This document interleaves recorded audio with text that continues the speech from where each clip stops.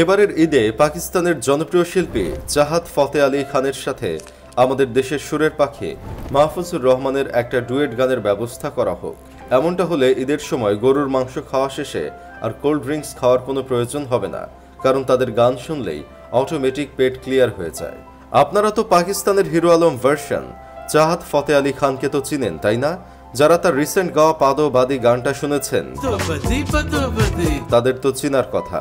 এখন আবার অনেকে ভাবতে পারেন পাকিস্তানের আরেক জনপ্রিয় শিল্পী রাহাত ফতে আলী খানের ভাই ব্রাদার হতে পারে সে, কিন্তু রাহাত ফতে আলী খানের সাথে পাকিস্তানের হিরো আলমের পারিবারিক কোনো সম্পর্ক নাই, মিউজিকগতভাবেও কোনো সম্পর্ক নাই। তার আসল নাম হলো কাফিশ রাদা।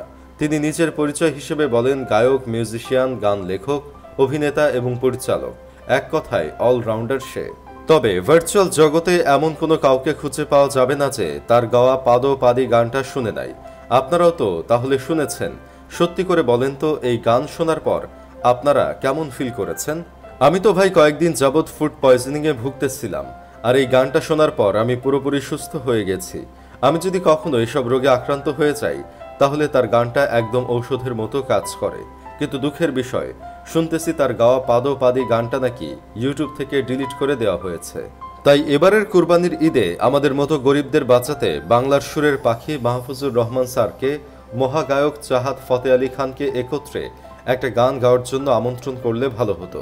কেননা অনেক মানুষের গরুর মাংস খাওয়ার পর গ্যাসের সমস্যা দেখা দেয়। এ থেকে বাঁচার জন্য অনেকে অনেক ধরনের ঔষধ সেবন করে, আবার কেউ কেউ কোমল পানীয় সেবন করে। কিন্তু এখন সবকিছুর দাম যে হারে বাড়তেছে, সেখানে এসব কিছু খাওয়া তো খুব কষ্টকর। এর মধ্যে যদি তাদের গান শুনে সব কঠিন রোগ থেকে উদ্ধার পাওয়া যায়, তাহলে তো টাকা খরচ না করে তাদের গান শোনাই ভালো। পাকিস্তানের হিরো আলম আর বাংলার সুরের পাখির মধ্যে অনেকটা মিল রয়েছে। তারা দুজনেই গান গেয়ে মানুষের পেট ক্লিয়ার করতে সাহায্য করে। তাদের দুজনের গানেই একটা করে মেয়ে থাকে। তারা দুজনেই অনেক ট্যালেন্টেড ব্যক্তি। পাকিস্তানের হিরো আলমকে আবার অনেক কনসার্টেও গান গাইতে দেখা যায়, তবে তার কনসার্টে হয়তো তারাই যায় যাদের অনেক দিন যাবৎ পেটের রোগে ভোগে।